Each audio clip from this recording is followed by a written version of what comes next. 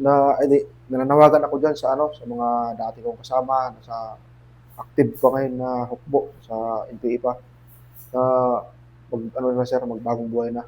Kasi kung ano na hindi naman ano, hindi naman nasaktan sila sir, hindi naman tutorturin yung kagaya ng doktrina sa atin na tayo 'pag nahuli o kaya sumuko na ano, na torturin at pahirapan.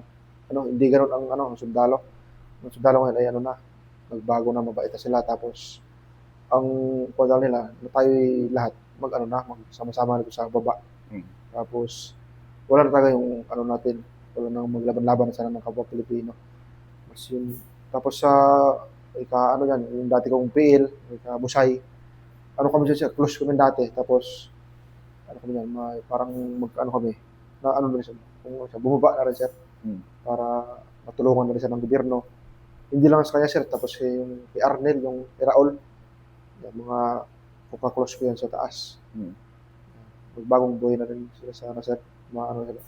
Magaya na sa kami sir kasi para maano din ang buhay nila, matulungan na sila ng gobyerno. So yun ang gobyerno naman ganyan, kahit naman tayo naghukbo, ang tingin naman ng gobyerno sa atin, parang normal lang din na civilian na nag ano sa gobyerno. Yun ang ano ng gobyerno sir.